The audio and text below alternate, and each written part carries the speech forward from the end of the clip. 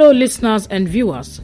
Welcome to Kaduna State Ministry of Education Radio and TV e-learning program designed for our SS3 and other students staying at home due to the coronavirus pandemic. The present administration, under the able leadership of His Excellency, Malam Nasir Ahmed El-Rufai, is positioned as always to ensure that under his leadership, our students are not left behind in all areas of human endeavors, especially education. Kaduna State is the center of learning. Therefore, we want to ensure that our students excel in their forthcoming examinations and beyond. Students and other learners at home are given this opportunity in order to continue learning, as education is a continuous process. Different subjects will be taught in this program to assist students to perform excellently in the forthcoming Senior School Certificate examination being conducted by NECO and WAEC as soon as schools reopen. Teachers making presentations will always provide their names and phone numbers during each presentation, and they can be contacted for questions, further explanations, and/or clarifications. The following numbers and contacts can also be reached for expression of any concern or observation: 090-865-00545 or 080-383-62072. Our website is www.education.kdsg.gov.ng. Our email education@kdsg.gov.ng or education.kdsg@gmail.com. Our YouTube channel, Ministry of Education, Kaduna State. Our Twitter handle @Kaduna_MOE. Or our Facebook page, Ministry of Education, Kaduna State. Stay safe, stay at home, and learn well. Thank you, happy listening, and happy viewing. My name is Asabe David Ndagjana. I'm here to take you on the subject Christian Religious Studies. Our topic of discussion today is the second creation story. And this story is found in the book of Genesis chapter 2 from verse 4 to 25. My students out there, this is our second creation story, and in our first creation story we learned about the sovereignty of God, and we define what sovereignty of God means, and that is the absolute or unlimited power of God. That when God was to create this world, he used his words of mouth when he said, "Let there be," and there was. My students out there, don't forget, God used 6 good days to create this world. And on the 7th day, he blessed it and rested on the 7th day. And today, just like I have said, we are looking at the second creation story. What happened?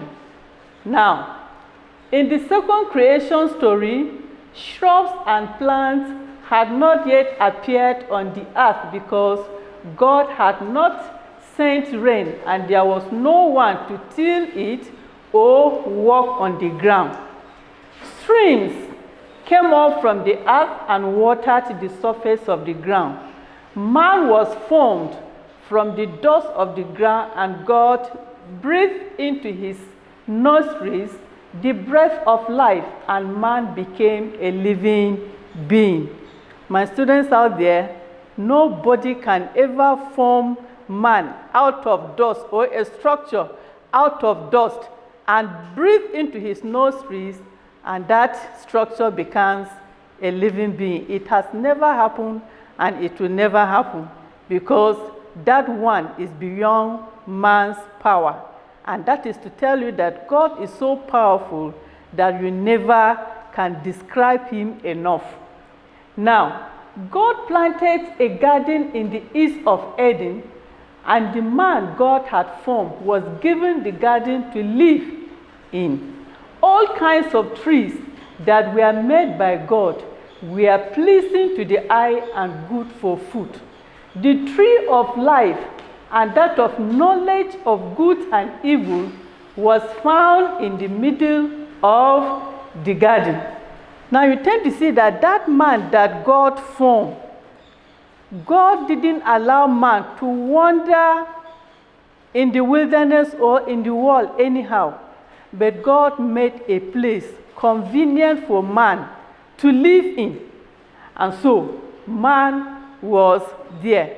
And you tend to see that there were all kinds of trees in the Garden of Eden. And there was this single tree that was different from all other trees.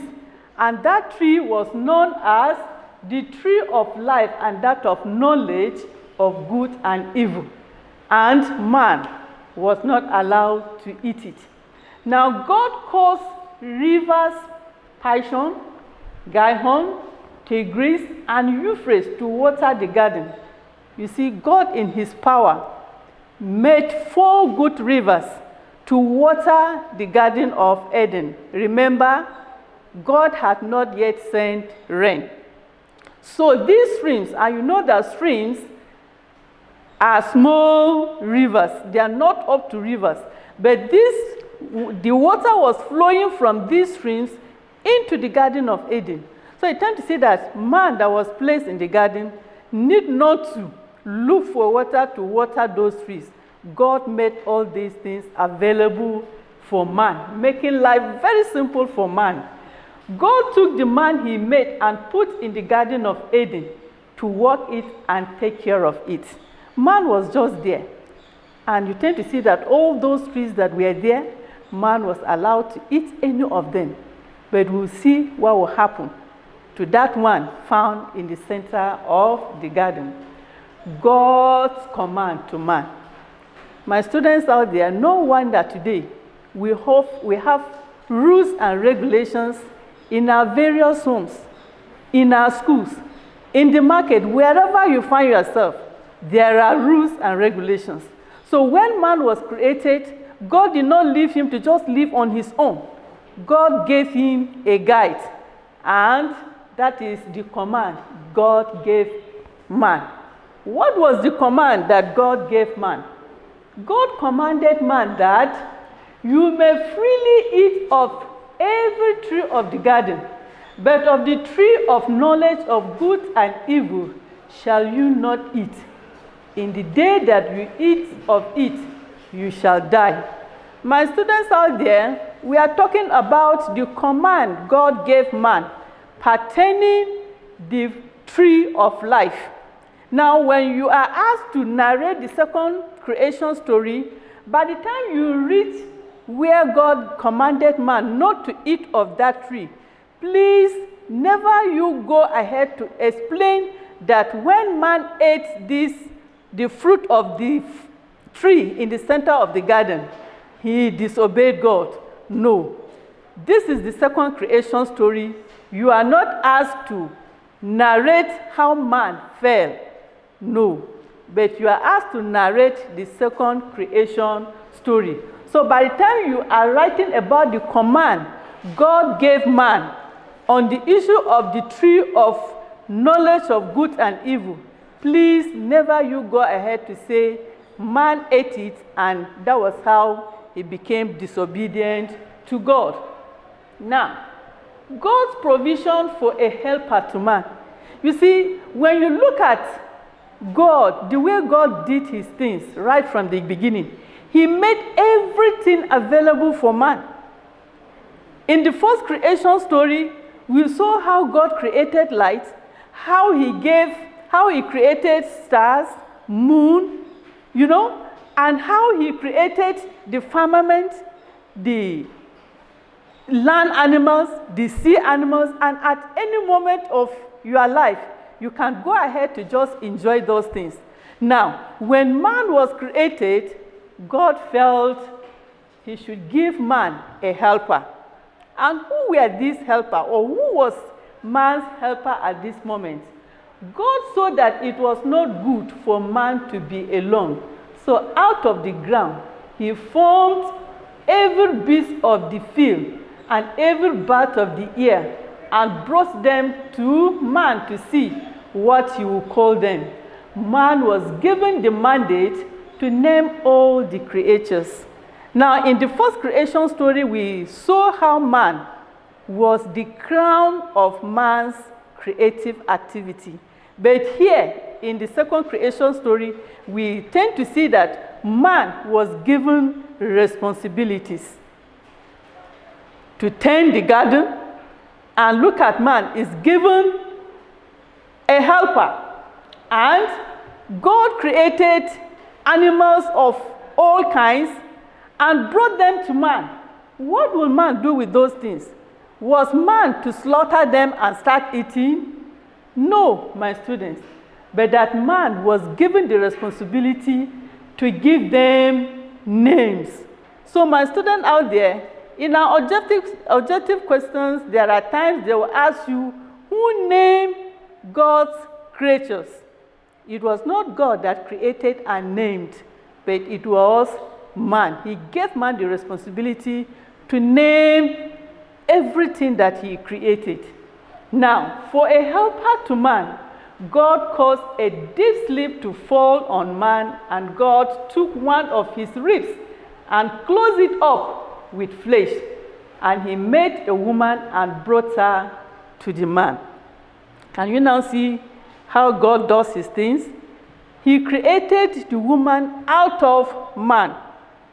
How did he do it? He made man to fall into a deep sleep. And there are some of you that when you fall sick, when some people come into the house, knock at the gate of your house, you will not hear. That is your own kind of sleep. But in man's kind of sleep, it was God that caused it.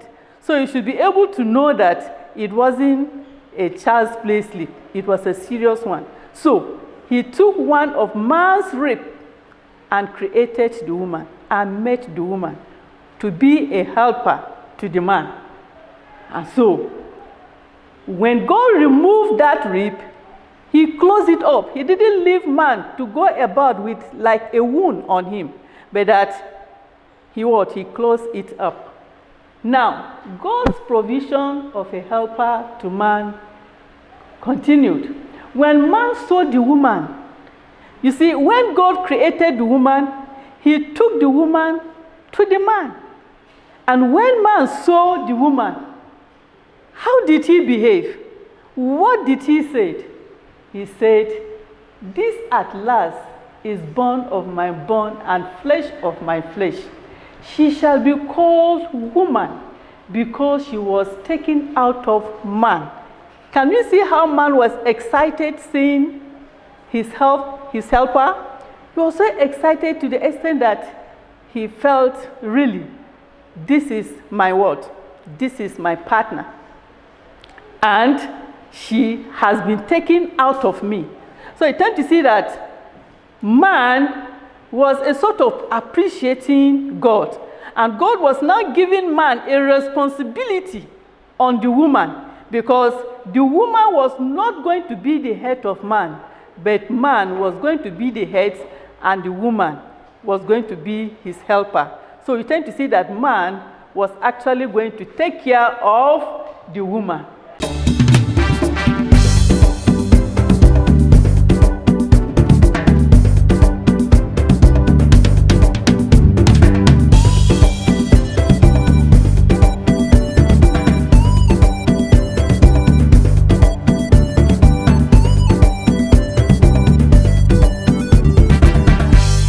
Now, the injunction that God gave the man and the woman that is being observed today is that a man leaves his father and his mother and cleaves to his wife, and they become one flesh.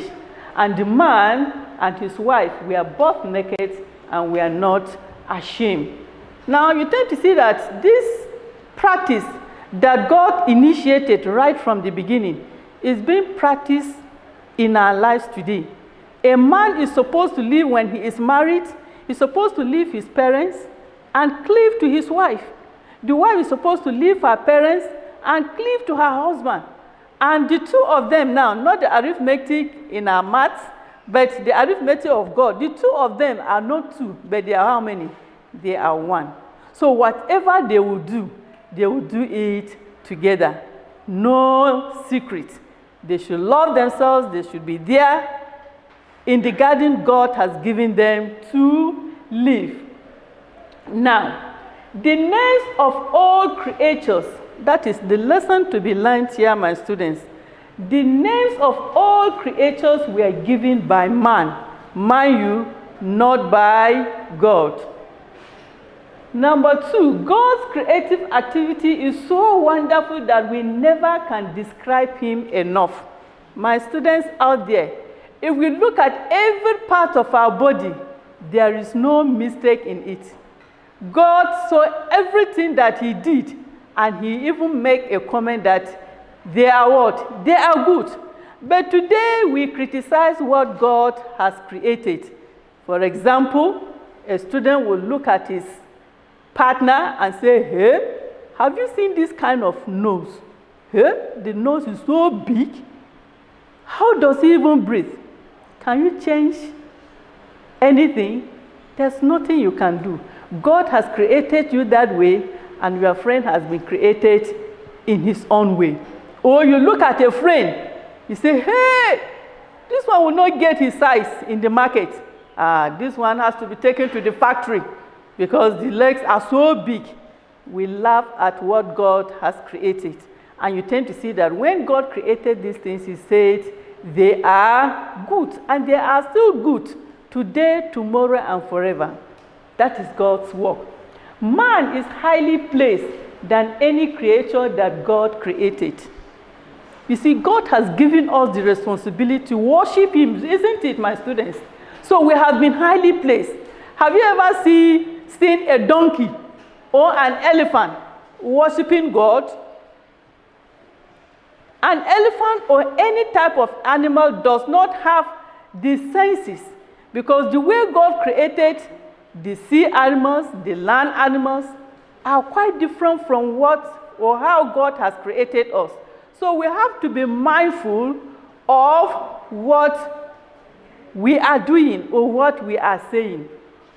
Now, man has been given the privilege or ability to continue in God's creative activities in various forms. God has given us that knowledge, that responsibility. Remember, when man was created, man was not left to wander anyhow in the whole world, in that wide world. But man was given a what? A place to live in. No wonder today, my students, we have our various homes. Wherever you are coming from, if you are in school, each and every one of you must have come from one home or the other. We don't sleep outside. Even during hot season, we'll go out and sleep, but as time goes on, we'll rush back to the room, isn't it? So that is how God has made us. And today, when you see some buildings, you will begin to wonder, is it man that has made this? Yes, it is man. Why? God has given man that ability, that knowledge to be creative and to do such a wonderful thing. We don't have power on our own. It's God that gives us. Now, when you look at aeroplanes, you tend to see that they are so big, yet they fly in the sky. When you touch water and sand and put it in a cup of water, you tend to see that that sand will sink into the what? Into the water, right at the bottom of it. But see an airplane, see our boats, our ships, you know, they what? They travel by sea and they don't sink. That is what? That is God's power on man. That is God's work on man, giving him the ability to make such a thing. Now, in the field of medicine, you tend to see that when God created those trees in the Garden of Eden, man was given the mandate to what? To eat everything, but should not touch that one in the middle of the garden. So you tend to see that today, there are a lot of these leaves that are medicinal to us. For example, if you are purging or you have dysentery, the leaves of guava, you can go and pluck them and just mash them, put it in a cup of water and drink it. And before you know it, you are healed. You see, God created all these things for food for us. We have spinach that we eat, prepare our food with it, and a lot of leaves like that. So that is what God has done for us. That was why I said, before man was created, remember, man was the last creation. And so by the time, before man was created, God made everything available for man. You remember the sea animals, remember the land animals. No matter how big or small an animal is, God has given us the mandate to do what? To kill and eat. And today, we give birth to our younger ones. Isn't it? And today, my students out there, one day you get married and God bless you, you equally give birth to younger ones. So you tend to see that the generation is just going. When you look at a particular place, the crowd, you begin to wonder, where are these ones coming from? There are some people you will see, you've never seen them in life. And that is not to say that you are going to see them again. My students, your classmates are there. By the time you graduate, it doesn't mean that you will meet again. You might meet with a few of them, but there are a lot of them that you might not even see in life again. You started somewhere. Where are some of them today? That is God's power on us. So, man has dominion over all creatures, no matter how big or small, like I have said. You see some human beings so big, so tall, that is how God has created them. So there's no point for you to criticize, this one is too tall, or this one is too short. What can they do themselves? Can you change them? No. That is God's work, and you never can do anything about it. So, it is only man that can relate with God in different ways. Just like I have said, have you ever seen an animal praying to God? Have you ever seen an animal creating a place to worship God? So you tend to see that it is only man that has been given this ability by God himself. And God is the initiator of marriage right from the beginning of the world. You remember, God first created the man, then he created the woman. And he did not separate them. He brought them together, and we said that they were naked, yet they were not ashamed. That is God's work in marriage. He initiated it right from the beginning. So, my students out there, never you criticize what God has created. Oh, no matter what your mother must have done to you, and daddy is trying to beat hell out of her. No, don't say, I wish daddy can beat her up. That is not a good thing, my students. So we have to be obedient to our parents. They brought us into this world, and we have to be obedient to them so that they don't get separated. Because God brought the man and the woman right from the beginning, and they lived together. So it is expected that a husband and wife are supposed to live together. Now, the next thing we are going to look is the assignment. Before I step down, I have an assignment for you. And as you stay there, just like I have given you the book that you are supposed to read, that's the book of Genesis chapter 2, from verse 3 to the end. Now, by the time you read this book, you get to know the answers to the assignments I'm about to read to you. Question 1. Give an account of the second creation story. I repeat it. Give an account of the second creation story. Number 2. State 4 responsibilities of man in God's creative story. I repeat it again. State 4 responsibilities of man in God's creative activities. I remain Asebe David Ndagjana. My contact is 080-7725-1545. 4.2. Stay home, stay safe, keep learning. COVID-19 is real. God bless you till we meet in the next lesson.